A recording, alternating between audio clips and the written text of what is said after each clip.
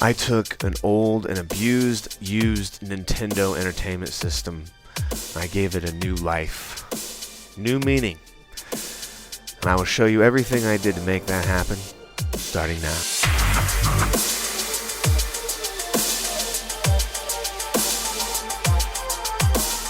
Now, I know what's going through your mind. You're thinking, why in the world would I want a Prince-themed Nintendo? I mean, who would even want a Nintendo when the Xbox One and the PlayStation 4 just came out? Well, you're missing the point of the video. You see, this is just an example. It's a great example because it's full of curves, straight edges, points, lots of tight little spaces to get into.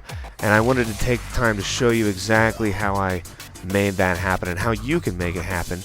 You don't have to do this on a Nintendo. You could use this method on an Xbox One or an Xbox 360, PlayStation 4, whatever you want to mod yourself, whatever your project is. The steps I'm going to show you in this video will show you everything you need to know so you can do it yourself. Welcome to my tutorial. Feel free to navigate the tutorial at any point in time during the video by using the menu. Take you to whichever step you last left off on or your next step. It is completely up to you. You have free reign over the entire video. Please be sure to pay extra attention to everything that I'm telling you. Don't look for shortcuts. Don't ask about shortcuts. I have no patience for that. You're here to learn something, and I'm here to teach you.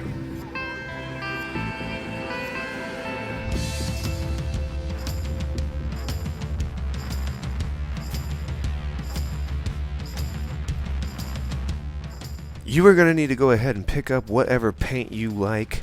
Make sure that it is all made by the same brand at least. Get yourself some blue painter's tape, some 5mm LEDs with 12-volt resistors. Ignore those. You don't need those. An X-Acto knife, a pencil, a Phillips head screwdriver, and a small flathead screwdriver. You'll need a Dremel with a multi-purpose cutting tool. And look at this dirty Zapper here with the mold and the nasty. That's old. We're going to take all this apart. We're going to clean it up. We're going to replace the 72-pin connector inside the console with this that I purchased from eBay. Great products. Again, the paint that I chose, you'll see I chose some Rust-Oleum paint, some Krylon paint for the gold. I also used Plastidip Blaze spray rubber. You'll need some electrical tape, 220 grit sandpaper, a keyhole saw, some wire as well.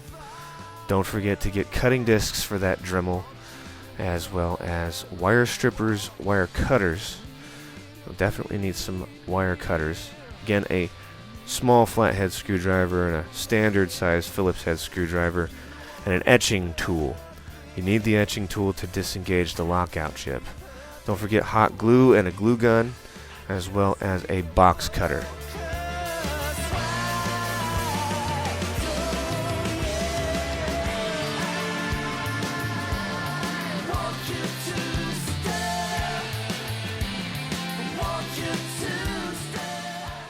Now this machine is extremely easy to take apart. It was made during a time when it really wasn't on the manufacturer's minds that people would be taking this apart, rebuilding them, or doing these kinds of cosmetic mods.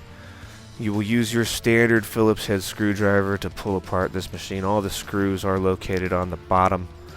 You can see there are 6 screws that actually hold the console in place, and then there are 2 extra screws underneath of the controller ports that you will also need to remove in order to get that black piece off of the controller ports. Basically what holds those ports into place. Once we've got those screws unscrewed, we're just going to pull off the top nice and easy. Comes right off. A lot of room in there to work with. And then we're going to go ahead and continue removing all of these screws. They're all Phillips head screws. How wonderful. You don't have to buy any special tools. Nothing. Just get in there, take it all apart. Doesn't really need a whole lot of extra detail explanation. Just pull out the screws, guys. Can't get any easier than that.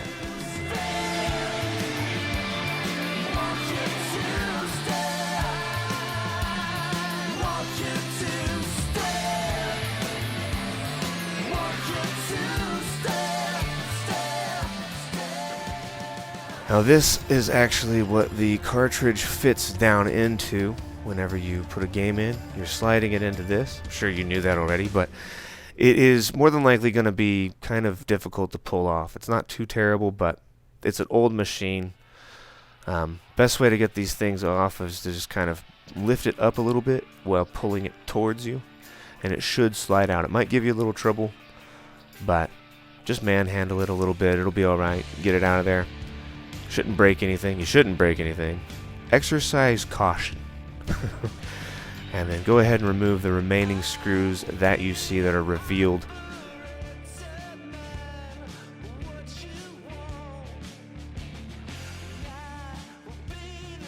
Go ahead and disconnect all of the cables. There are 3 ports that have cables running to them. You have cables running from the power button as well as the 2 controllers. Go ahead and disconnect those, and you can pull off the bottom RF shielding, and this reveals the motherboard of the Nintendo. Look at this thing. It's amazing how far technology has come. One of these can fit into a watch now. Isn't that? I mean, you could wear a Nintendo Entertainment System on your wrist. They have the technology to do that. To remove the 72-pin connector, you just grab a hold of it, rocking it slowly back and forth until it comes out. Those are words to live by, gentlemen. Words to live by.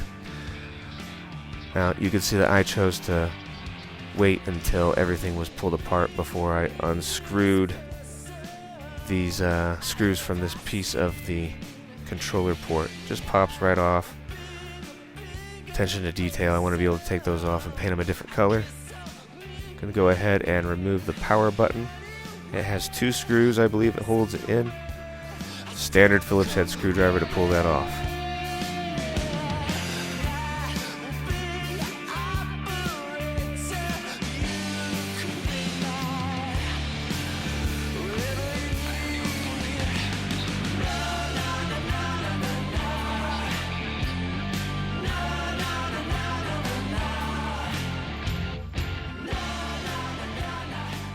Now, using our small flathead screwdriver to remove the screws that are in the top of the casing of the Nintendo. These screws are easy to lose, so make sure that when you are putting them down, that you're putting them somewhere like safe. Don't want to lose those. It is what holds the lid into place. Now that we've got all that apart, we're going to go ahead and move to the Zapper. Now, I have included a diagram of how the Zapper comes apart. Link in the description. I like to give you guys easy access to things like that so you can see it up close and personal. You're welcome. I try my hardest to help you guys out. I really do.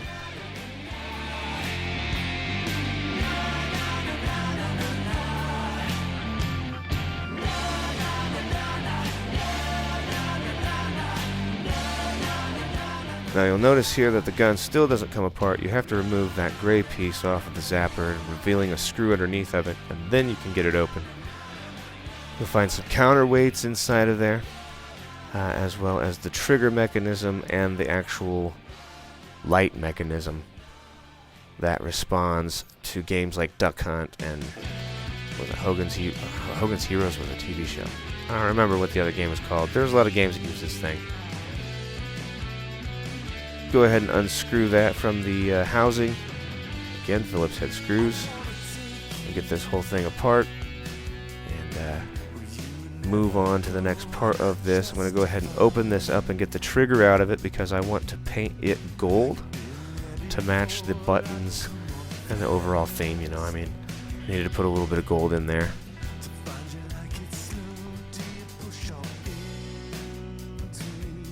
Be aware that there is a spring that you are going to need to know where that is whenever it comes time to put that back together. That part is important. The trigger will not function without that spring.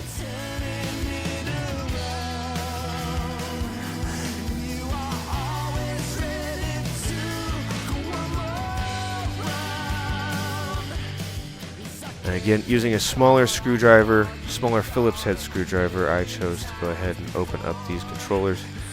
I had a little difficulty with some of these screws because they were so old and rusted that some of them did not want to come out. It was, if looking at the back of it, it was the one on the top right, the screw on the top right, on both of these controllers for some reason. It was the same one. I used a drill to just go ahead and pull that out. Basically grinding down the head until it wasn't there anymore, and was easily able to pull apart the controller afterwards.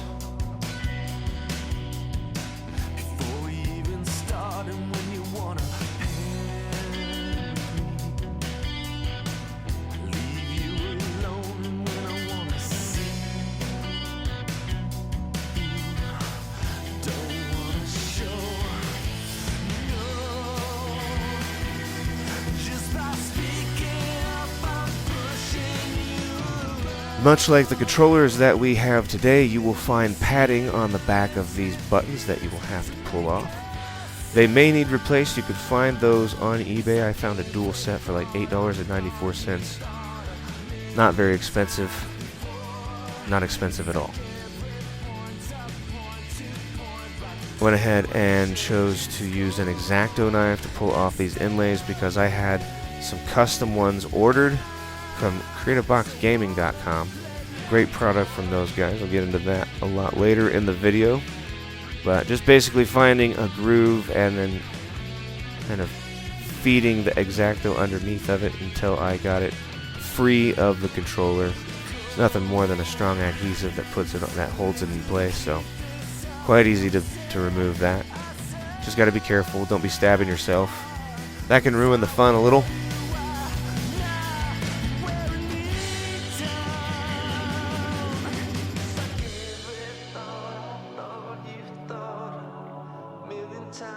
Yes, I'm going to show you that I washed this stuff. I certainly did. I used an all-purpose cleaner to wash it. Don't worry, this isn't really a long section. I'm just showing you I washed it before and after I sanded. It is important to do that on all of your projects. Wash before and after you sand. And when it comes to sanding, you'll notice that I only have the gray parts here. I don't have the top part out, and that's because I found a paint that you can use that does not require sanding. So that's for all of you people out there who have been bombarding me with the question, do you really have to sand? Because I'm just a lazy asshole and I don't want to do it. So yes, I have found a paint for you. You're welcome. I find it best to shape the sandpaper to the contour of whatever curve you might be sanding. So be aware of that, and whenever you get into these flat 90-degree angles, obviously you keep your sandpaper flat as well.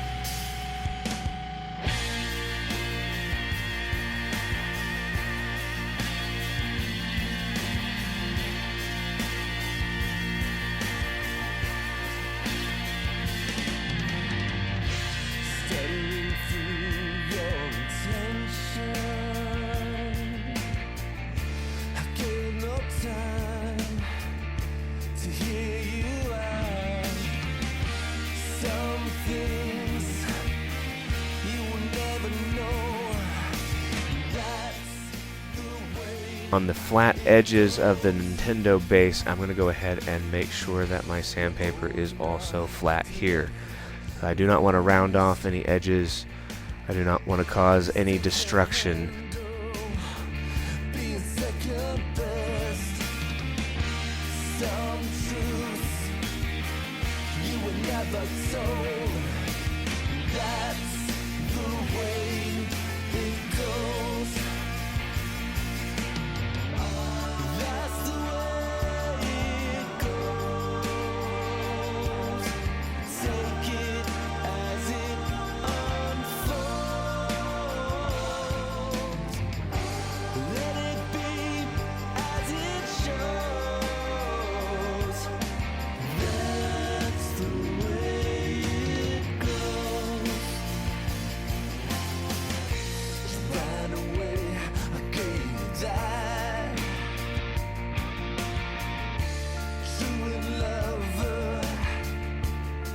Now, to make this stencil, what I chose to do, there's a much easier way of doing it than what I showed you here.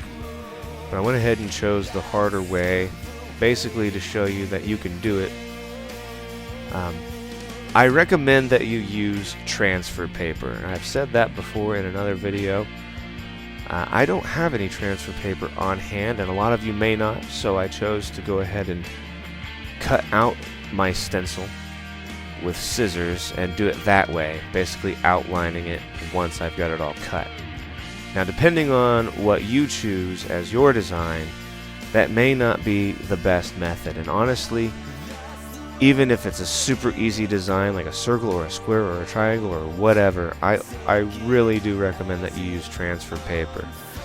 Transfer paper works by laying the transfer paper down on the project and then putting a printed out picture of whatever design you want over that, and then tracing the outside lines of it, and it will transfer that onto your project, whether it be a PlayStation 4 or an Xbox or a Nintendo, whatever it is you're working on. That is how it works. And I have an Xbox One video that I will be working on. I have it available. I have the Xbox waiting for me to go and pick it up. And in that video, I will show you how to use the transfer paper. But for now, a lot of us probably won't even have that available. So this is how you would go about doing it if you don't use the transfer paper. You can see that it is very tedious. It took me a long time to cut out this design.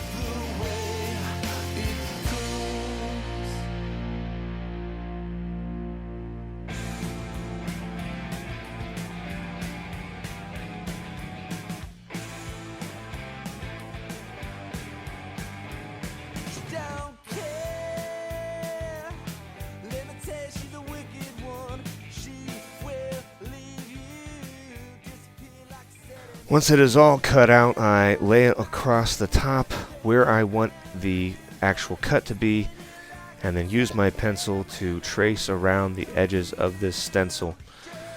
Now, I get to a point in this stencil where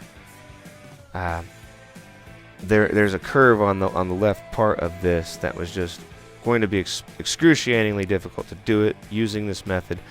So I chose to go ahead and freehand draw out the rest of the design.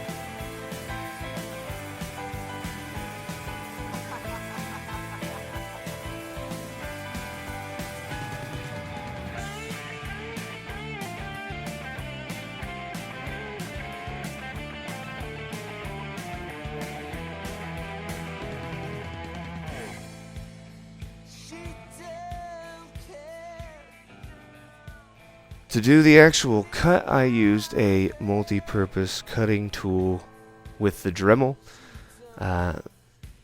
This has a plastic bit, or a plastic cutting drill bit. Well, it's not even a drill bit. It's kind of like a router, if you will.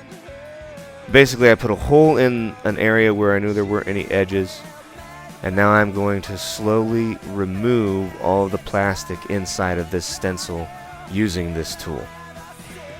The setting is on about 3.5 to 4. So keep that in mind whenever you're doing this for yourself. You don't need it to be cutting way too fast that it burns through the plastic, and you don't want it to take any longer than it needs to. So about 3.5 to 4 is where I recommend you set your Dremel speed.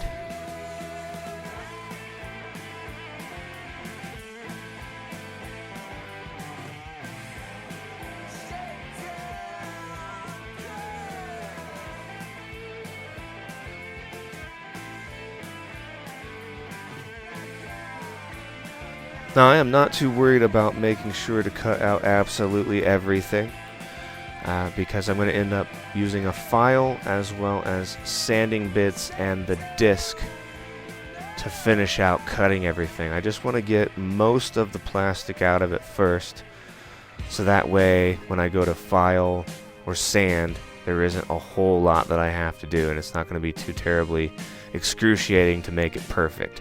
If you try to make it perfect using only the Dremel, it is possible, but not in a case where you have all these sharp edges and points and things like that. So be aware of whatever it is that you're choosing for your design. Like, look it over really well, kind of compare it to the way that I'm doing this here, and consider that whenever you're imagining your new customized project. If your transfer paper kind of bleeds a little off, or like my drawing kind of got rubbed away, you just put it back on there. You should be able to see where it was, so you don't really need any artistic skill to be able to do that.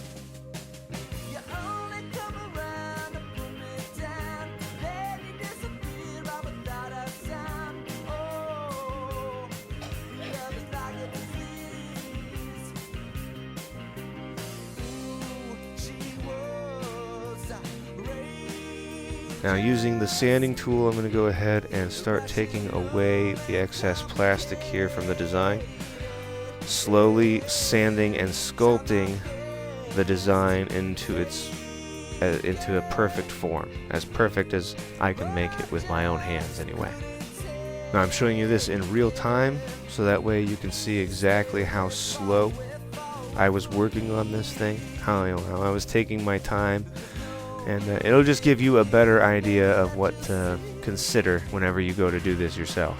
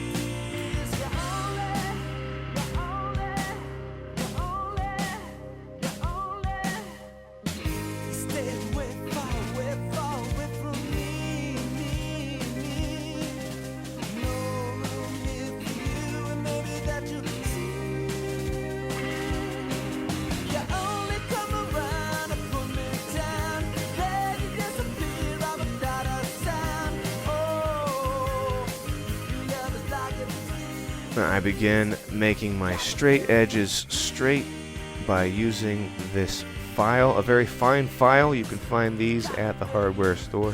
Make sure that they are small enough. You might want to get a few of them just to make sure that you have the right sizes. Thin ones, thick ones, small ones, big ones. You might need a variety of them.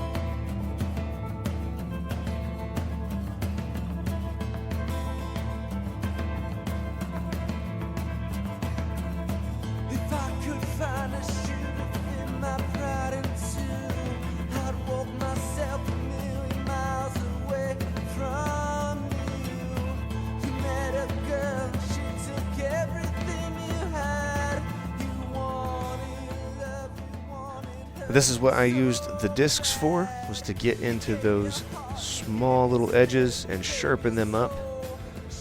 You can see once I've got the plastic kind of up, I just kind of pull it away with my fingernail. You need a steady hand for this. Breathe deep. Take your time doing this, because if you rush it and you ruin it, then you're going to have to buy a whole new top case, and replacing things like that can be expensive. We don't want to do that. we want to try to get this as perfect as we can the first time doing it. So please, please, please take your time when you're cutting.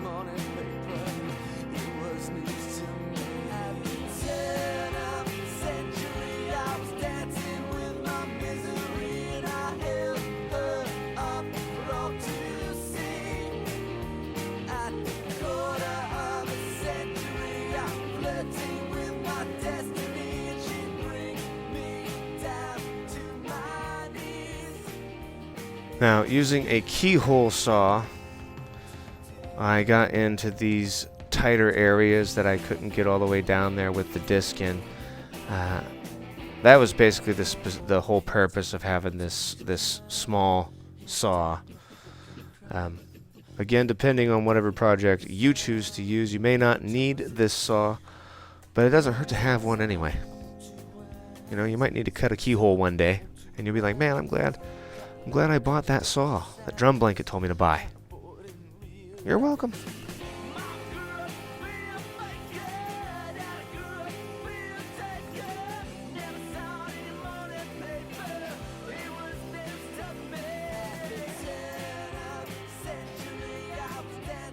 And finally, using the 220 grit sandpaper, I slowly sculpted away everything, getting all of the points as sharp as I could get them, getting all of these edges in here as flat as I could get them. You'd be surprised what 220 grit sandpaper is capable of. Sandpaper in general, it's not just meant to make wood smooth, you know. It roughs up texture so you can adhere paint to it, and it will also sculpt out a design. I mean, multi-purpose tool, guys. It's a great thing to have, so make sure that you utilize that as well, as you do want the final cut to look as straight as you could possibly, you know, as smooth as you can possibly get it. That all comes from sandpaper.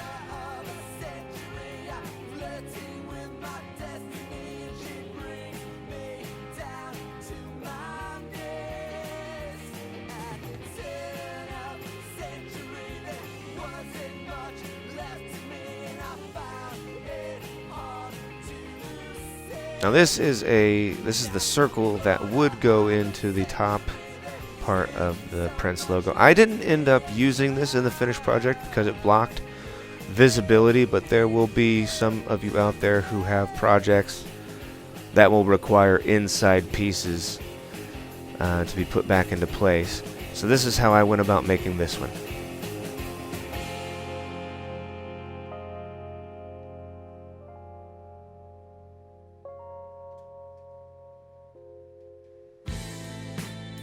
Using the Plastidip Blaze Purple Spray, I started off painting the tops. Now this isn't really paint, this is more like a spray rubber, and again, it does not require any sanding.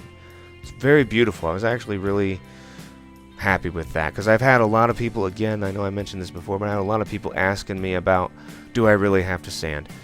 And if you use this, you don't have to sand. It's a really rough, tough, durable, basically, again, spray rubber. Very cool substance, very cool product. I will be using this again in future projects. Comes in a lot of different colors. They have, I have purple and black and white, just all kinds of different stuff. Again, it's a very rough, so if you're looking for something smooth, this isn't for you. But if you don't mind that it feels rough and tough and that it has a good texture on it, then this is what you're looking for.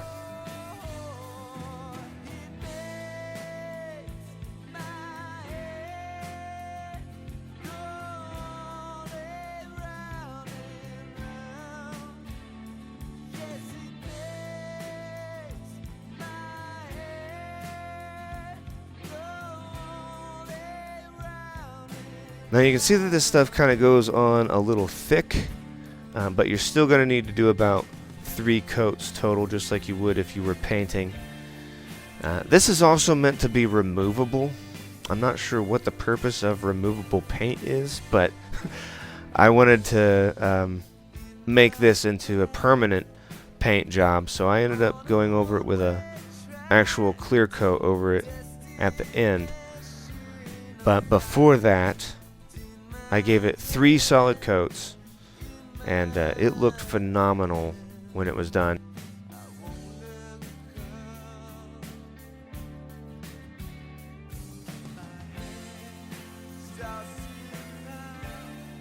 This is the 3rd coat, and on the 3rd coat you can see I elevated it. I actually recommend that you elevate it during the entire process of the painting. It keeps it from sticking to the paint that's underneath of it and, you know, pulling up paper and ruining all the hard work you just did. Keep it elevated.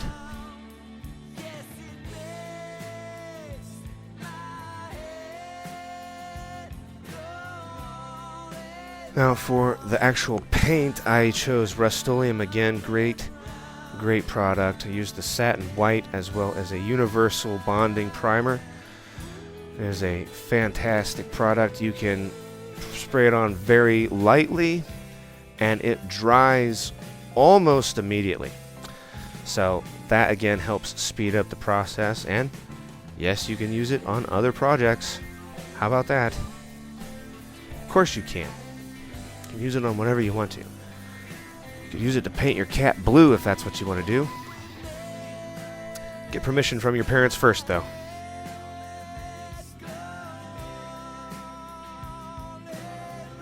Now after letting the primer dry for just a few minutes, I went ahead and started with my first coat, making sure to lightly apply it, you know, about 6 to 8 inches away the whole time. More towards 8 inches. The further away you are, the wider the spread is going to be, less likely for it to drip and things like that. So keep it about 8 inches away and basically just pay attention to what you're spraying. Make sure that you're getting everywhere.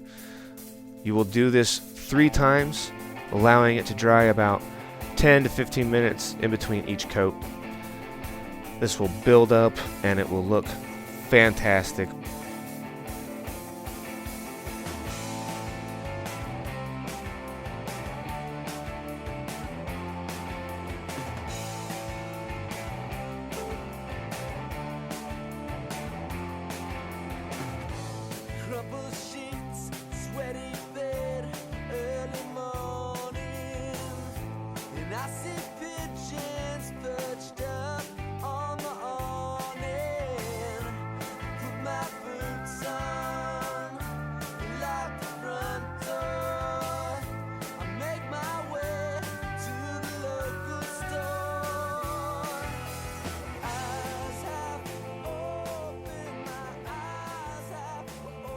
And for the controllers and the accent parts of the Zapper, I went ahead and used the same Plastidip Blaze Purple.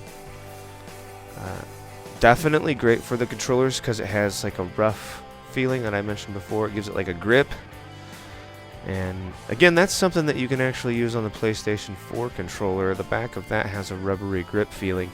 And a lot of people don't want to sacrifice that. When they're using my tutorial, you know, it has you have Mod Podge on it, and that feels cool and everything, but some people want the rubberized feeling. I suggest that you use the Plastidip Blaze whatever color you want. You don't have to sand it, and it will maintain that rubbery grip feeling, so something to think about. Just like all the other times, I did it 3 solid coats, maneuvering the pieces around, making sure that I got every inch of it covered with the Blaze Purple Plastidip.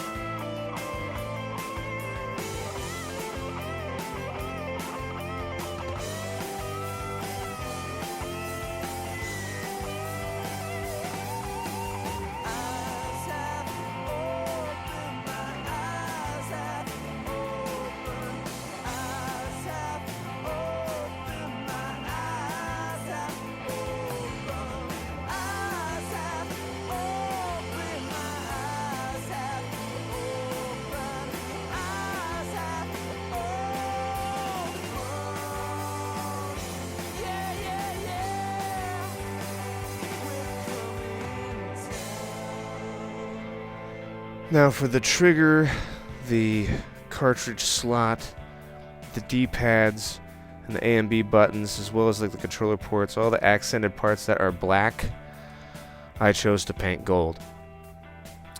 I used Krylon Metallic Gold, but not before using the Rust-Oleum Universal Bonding Primer. This stuff worked really well with the Krylon paint. That surprises me because usually paints need to be kept with the same product. So if you're using Krylon paint, you should be using Krylon primer. In this case, however, it worked fine without it. So that's something to think about. That metallic gold by Krylon looks so good. So good. It really surprised me. It didn't have that there's this stuff that you can buy, it's like spray chrome, and they also have a gold that looks like that, and that was kind of what I was thinking this paint was going to be like. I was very happy to find out that it wasn't like that at all, because those paints have a problem with accepting clear coat.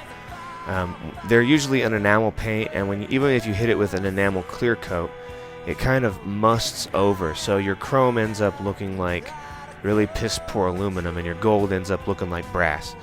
I actually experimented with the gold paint a little bit before I ended up putting a clear coat on it, because I wanted to know if that would happen. It did happen with certain clear coats, but I ended up using a Rust-Oleum clear coat, and that worked just fine. It did not cloud up, and I was really happy with that. So go me. For mixing paints and it actually working, that never happens. Never happens. That's why I experimented, because I didn't want to tell you guys the wrong thing to get, you know, and if you're looking for something with that chrome stuff, though, I just don't even recommend even using it. Stay away from the chrome paint, you know. Try and get yourself a silver paint, a highly reflective silver paint of some sort. That will always look a lot better than that chrome stuff does. I'm telling you right now. Just don't even use it. After this base of the Nintendo has dried for 24 hours, I flip it over and went over the tops of the edges there, so that way it would have a consistent color whenever it was all put back together. Attention to those kinds of details. Again, once this has been painted, we're going to let it all dry again for 24 hours.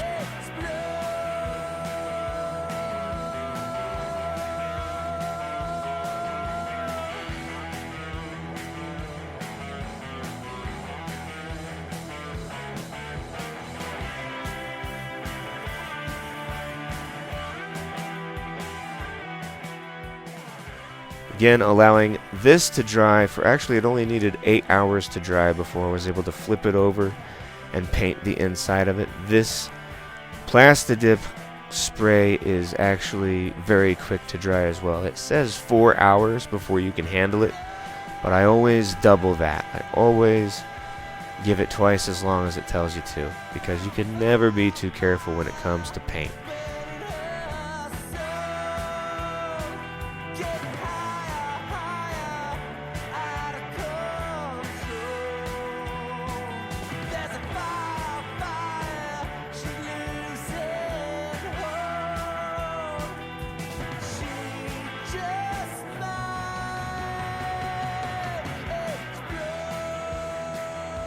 I could not figure out a way to get the plastic parts of these buttons off of here, so I just went ahead and wrapped it all up in blue painter's tape.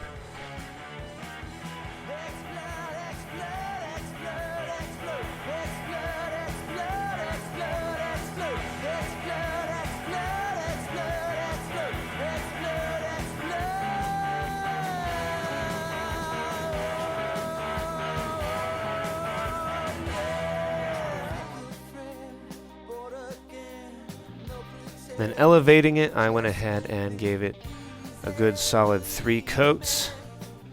I'm only going to show you one though, because I know how boring that can be. Even if it is in a time lapse, it can be boring.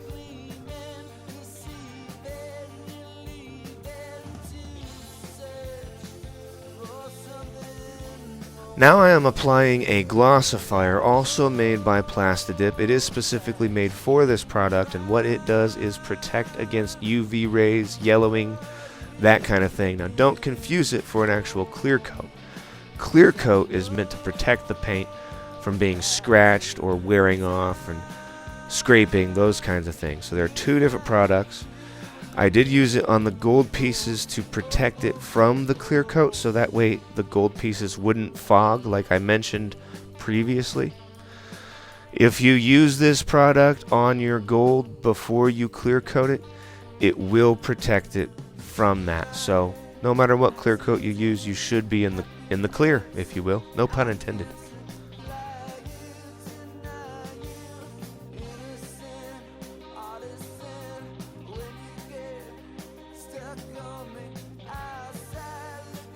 After all of that has dried for about 4 hours, I went ahead and hit it with a genuine clear coat made by Rust-Oleum. Again, this helps protect against scratches, scrapes, and it also makes the colors really stand out. You can see as I hit the purple, they get darker, and they actually kind of maintain that dark vividness. So this is a great product. It's a great thing to use. You always need to use a clear coat no matter what your spray painting project might be.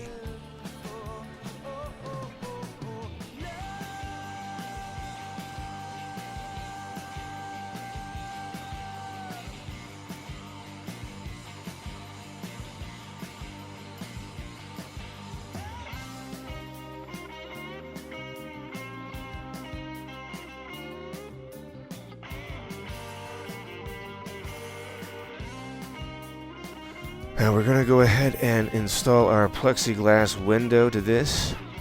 I used 1/8 of an inch plexi. Plenty of room in there for that, and it is a hard, durable plexiglass. We'll start off by finding the closest edge and basically putting our design in location to where you know it's going to be completely covered by the plexiglass. Once it's into place, we're going to go ahead and stencil out the edges, and that way we know exactly how much we have to cut off to actually make our window.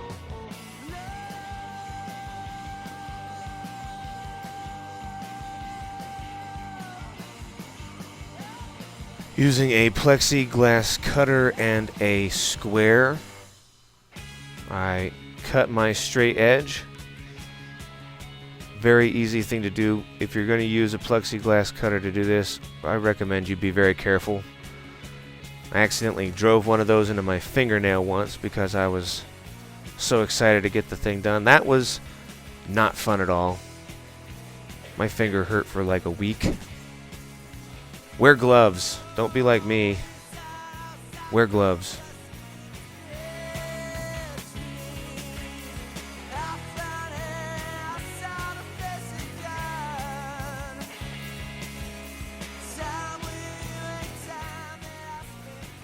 Once you've scored it enough, you should be able to put it to the edge of a table and just snap it off.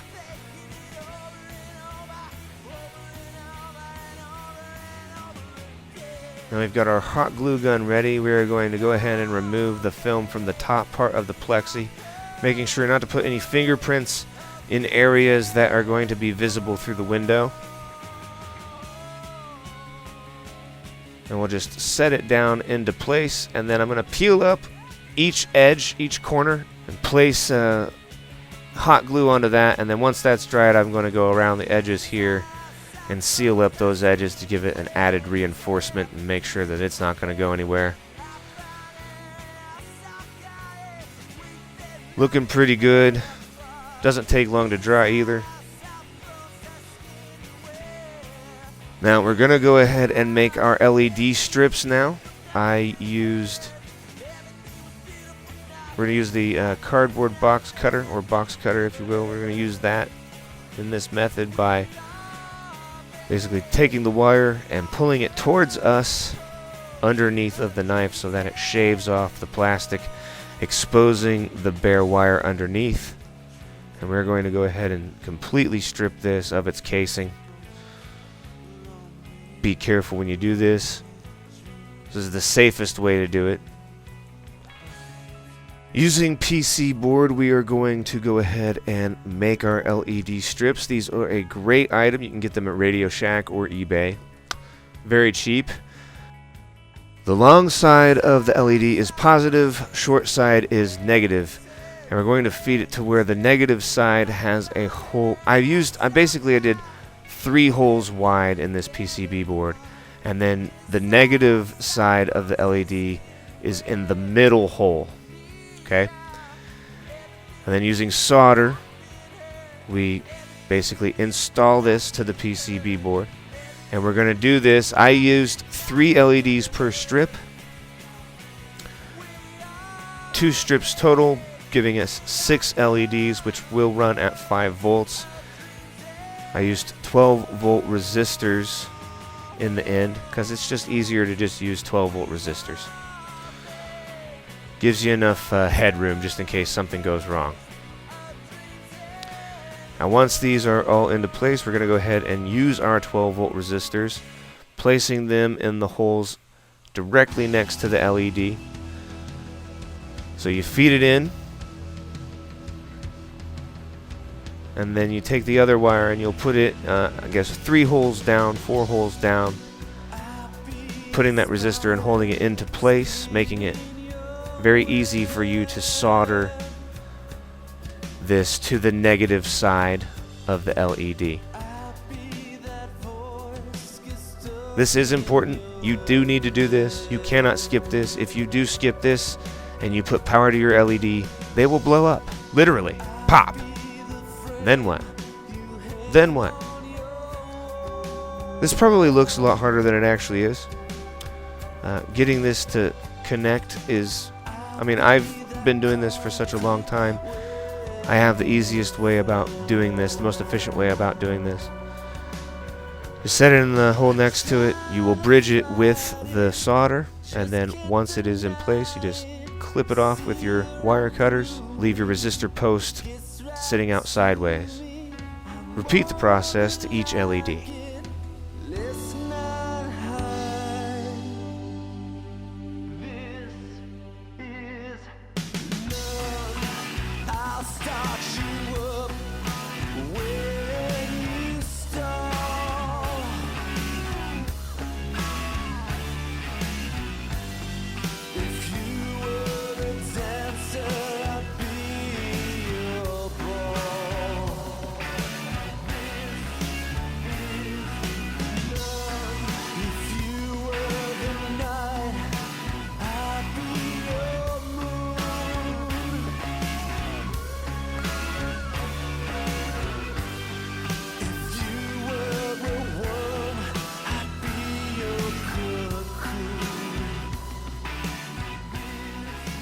Now after we've done this, we're going to bend down our positive side.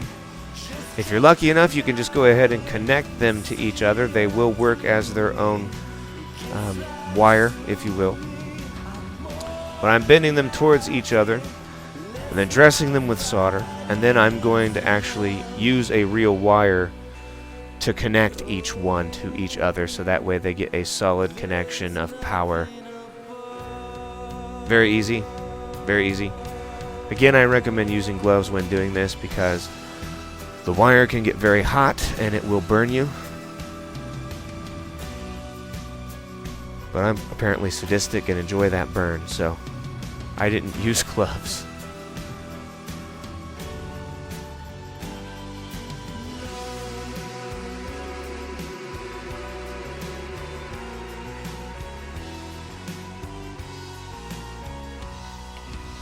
Now, if you look closely here, you can see that our positive wire is actually touching the negative side, and we do not want that.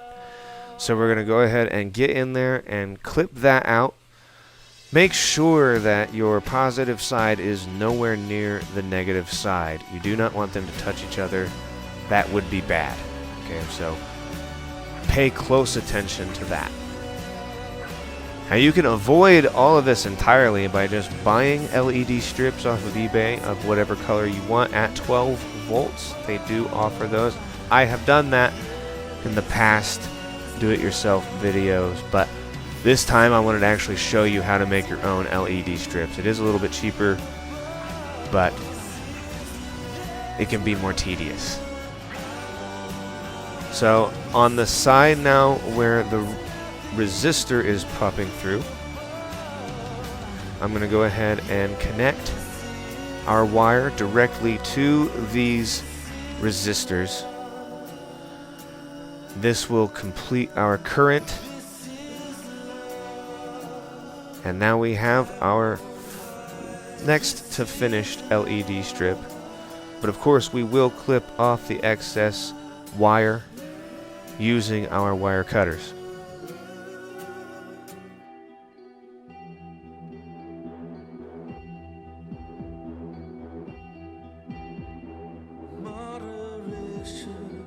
And I'm going to cut the negative side short and keep the positive side long, so that way I can tell what they are. We're about to wrap them up with the electrical tape. This will protect everything about the LED strip from connecting to any kind of outside metal. You don't want it to ground. You don't want that. The lights won't work. So make sure to cover them up. You can also use heat shrink for this. That works really well. It's basically just like a black plastic sleeve that you would feed the LEDs into, and then shrink it by adding heat to it using a heat gun or a hair dryer.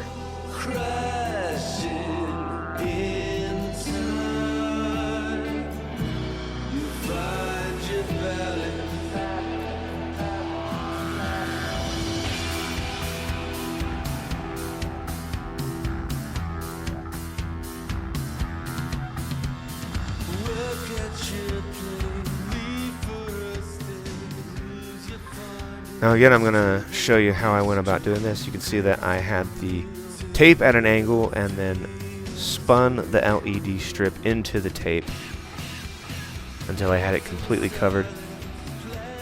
Once it was completely covered, I again cut X's over any of the LEDs that were unable to be exposed, and then pushed the electrical tape down around it. I'll finish the LED strips by attaching wire to these using white for positive, black for ground. I dress the tips of these in solder first and then attach it to the LED strip. You may want to secure your LED strip. I chose to use my wire cutters.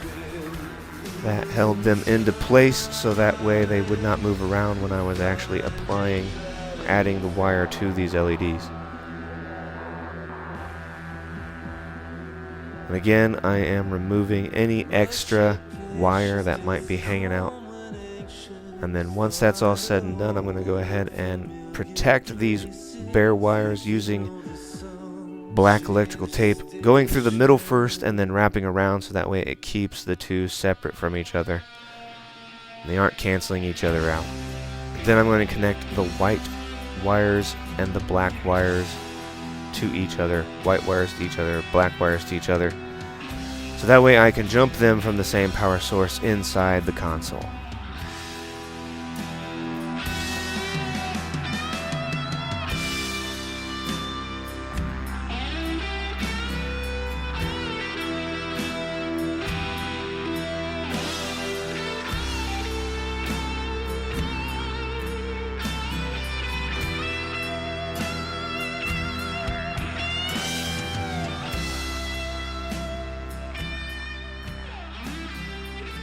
And now I'm going to go ahead and remove the red LED out of the power button.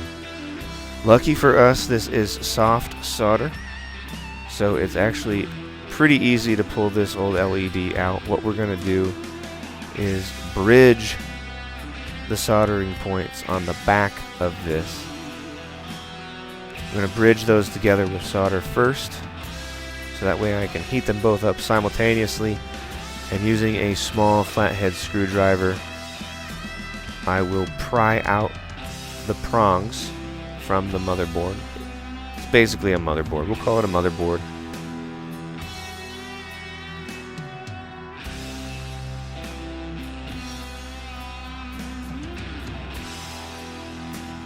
You can see there I have connected both of them to each other.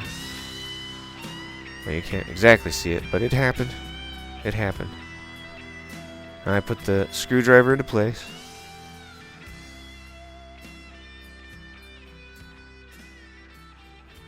And then I'm going to touch this solder that I just put down, and it's going to get it wet. Again, securing it down with my wire strippers. And then turning the screwdriver towards me. This is kind of a tedious thing, and I did kind of get it off camera, but you can see that my screwdriver is turning, and when I did that, that removed the two posts. Again, you have a long side of the LED, and that is the positive. It goes facing the button. Make sure that it is facing the blue part. And you will just basically put in the new LED.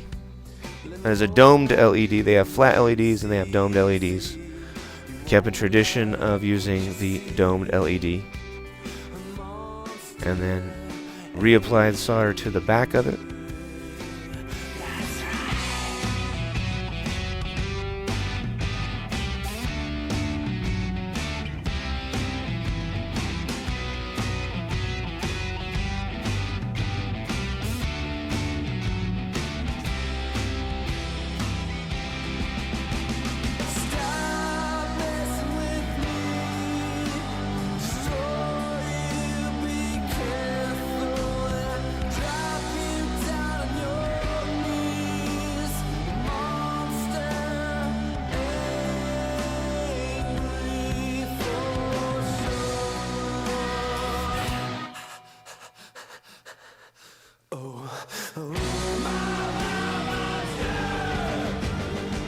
Now this is our lockout chip, and we're going to count 4 in, 4th pin in. It's the only chip on the whole thing that says Nintendo.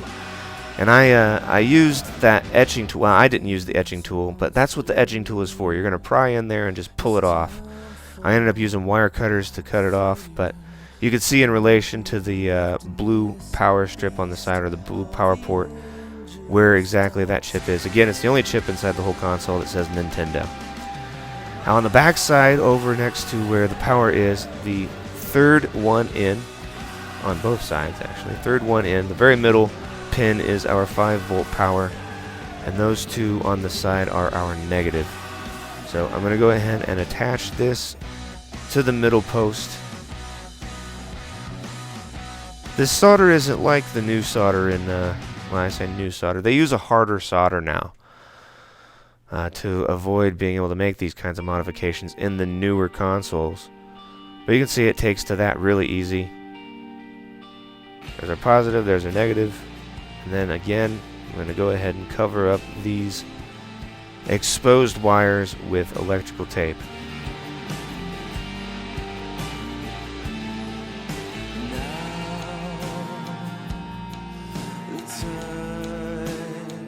To begin reassembly, we are going to put the power and reset buttons back into place. They go in first.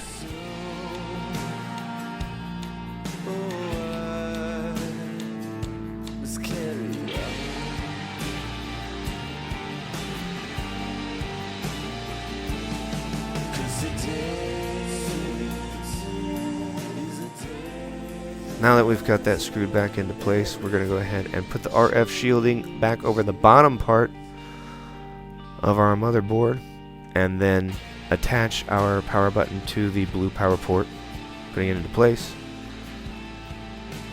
Then goes our 72-pin connector. Brand new 72-pin connector. And just replace, just like the opposite of how you took it off, you just slide it back on there. These newer ones may be a little snug, and that is good. You can see I had to kind of move that black tape out of the way because it was hindering me from putting that thing back in. But it goes back in pretty effortlessly. You just kind of have to work it on there and then get it all settled down, and then you will feed in your controller ports next.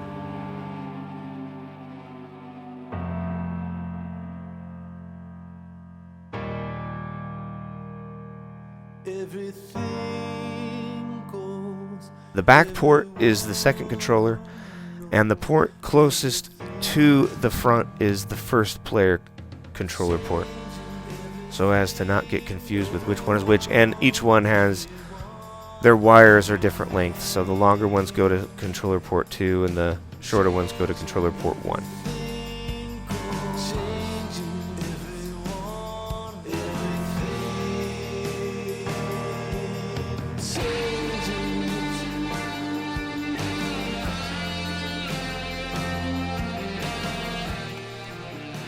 Now, putting our cartridge slot back into place can prove to be a bit tricky. You just kind of have to keep aware of where everything is fitting in, and you can see how on this video how it slides into place there. You just kind of have to work at it a little bit, kind of rock it back and forth until it actually locks into position.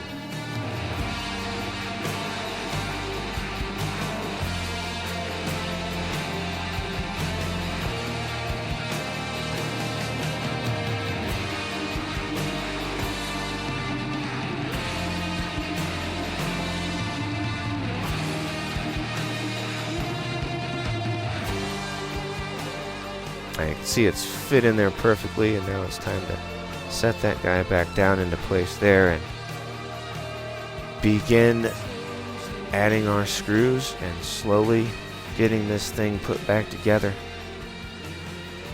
Are you excited? I'm excited. I'm excited. I'm enthusiastic. I don't care what all you people out there say. Boy, this guy sounds enthusiastic. I don't know what you want from me. You want me to fake it? This is how you put a thing together. This is how you take the freaking thing apart. People know when you're being fake. Hopefully I wasn't as boring as I have been in the past. No. I do hope you guys enjoyed watching me put this thing back together, take it apart, make it all Princified. I have purified this thing by dipping it in the waters of Lake Minnetonka. So you know this thing is going to work perfectly now.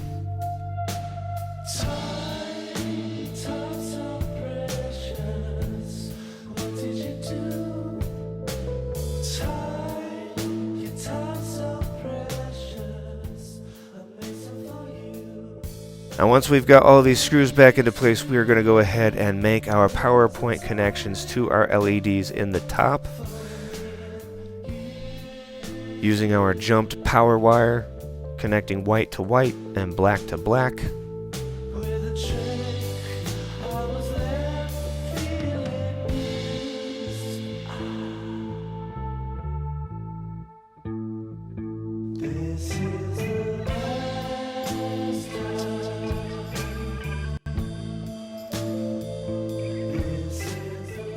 And using hot glue, I secure these wires into place so that they aren't all dangling and loose inside of the console.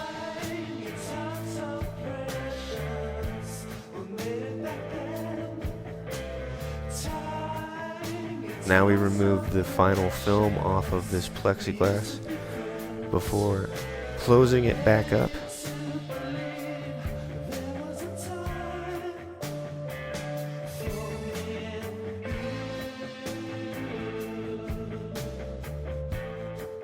Putting our screws back into place. This thing is finished. After this, we're going to work on our controllers and our zapper, making sure that we get it all back together correctly.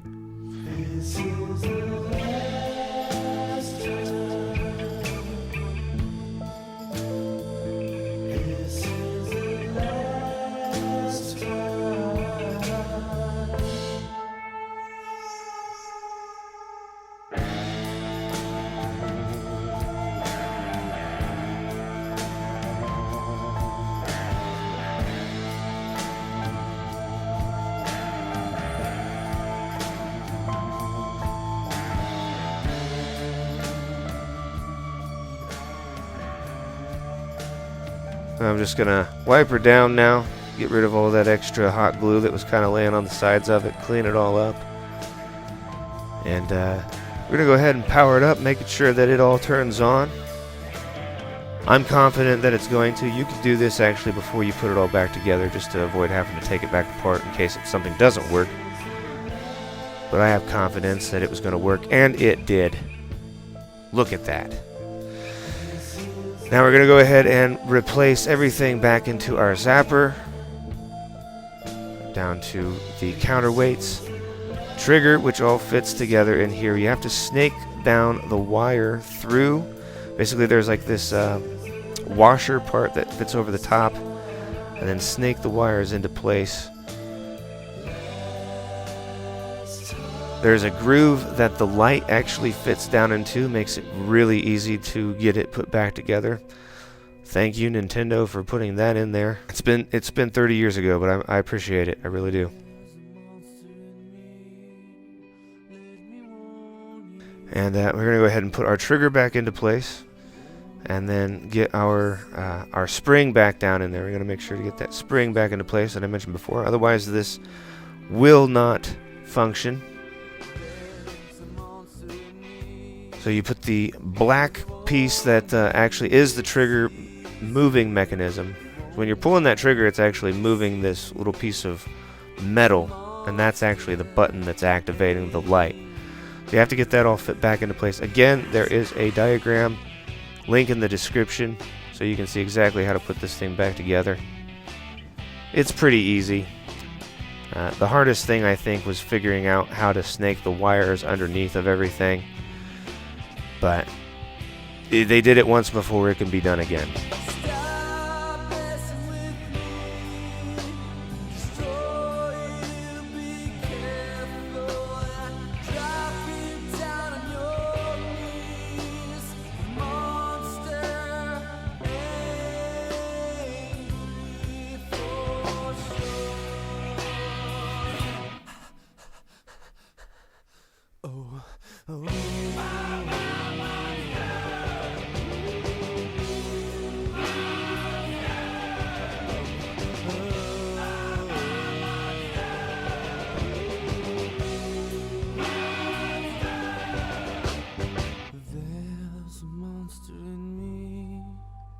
It's time for feeding.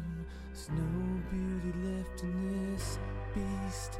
All the angels start screaming. Make sure to put your lens back into place. You don't want to forget that. Make sure your counterweights are in the right position. You don't want them swapped out because one counterweight is actually hollow while the other one is solid. The hollow one allows for the light to pass through. So be sure that you put that back into place correctly.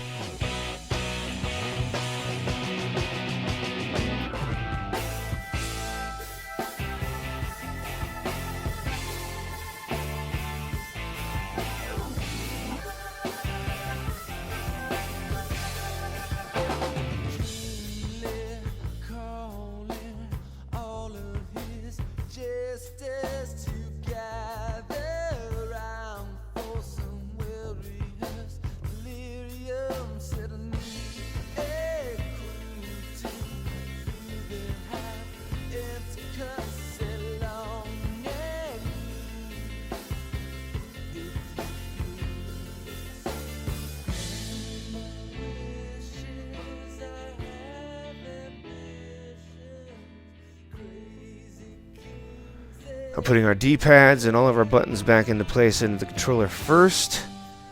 And then, of course, I actually went ahead and purchased some new pads for those because the other ones were just beat up, old, and done. They needed replaced. And I wanted this Nintendo to feel like new. You know, I wanted everything about it to feel like new. So I did my best. Did my best to make that happen. It's unbelievable how easy to take this stuff apart it is. It baffles me. Everything's really self-explanatory when you're putting it all back together. I mean, you can see how it all fits back together.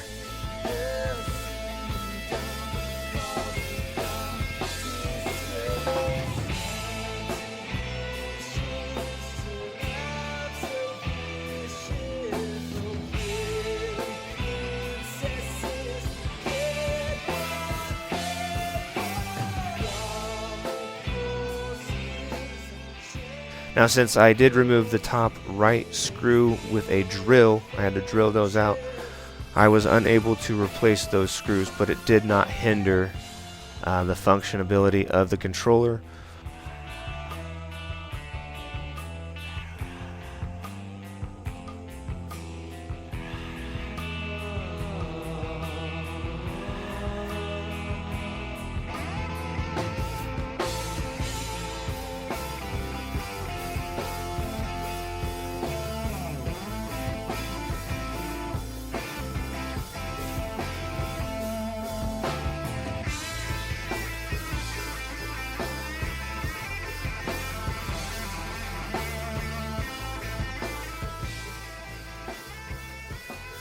Well, the buttons are working fine.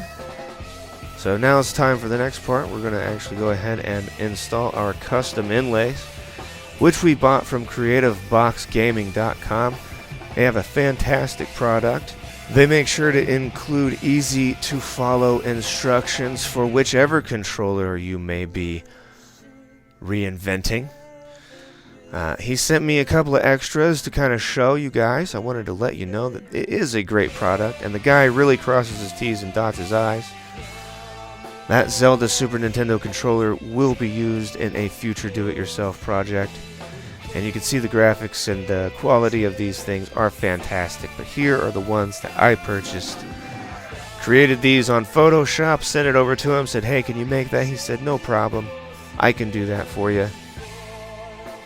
Easy stuff, great guy, creativeboxgaming.com. Go check those guys out. And basically the way that these things go on, I'm even going to show you how it goes. You just peel off an edge. I've started with the buttons side first. And you basically just peel it very slowly into place.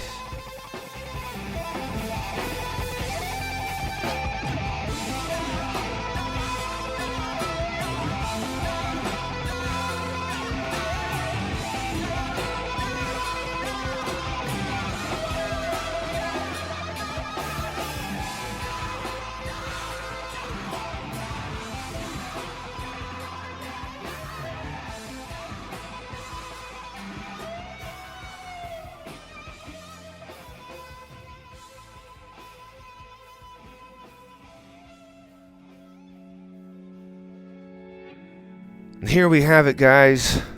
Working condition, The Legend of Zelda in there. Playing no problem. I'm really happy with the way this turned out. I mean, it looks good. The people that wanted it are happy. I wanted to make sure that the light gun worked, so we put in good old Duck Hunt there. Played a round of that, and just wanted to make sure that everything was working before I gave it back to him. I really want to thank everybody for taking the time to watch these videos, taking the time to comment to me on my other do-it-yourself videos. If you haven't seen those videos, feel free to check out my channel if you enjoyed this video. I do have a few more do-it-yourself videos and an Xbox One custom console video to come. Fallout 4 is the theme for that. I will be showing you guys exactly everything you need to create a custom Xbox One console. So please subscribe so you'll know when that one's available. Do you have a theme or a certain console you would like to see me do? I would love to hear about that from you. I ask you, please tell me in the comments below what you would like to see me do next. I have, like I said, picked out the Xbox One Fallout 4 console for the next video, but I still want to hear what you guys have to say. I would love to do something that you guys want to see. Now, and if these are the kinds of videos that you like to see, and if these are the kinds of videos that you would like to see more of, I'm sure you're going to like the videos that are on my channel, so be sure to check that out, guys. Thank you so much for watching, and I'll see you in the next video.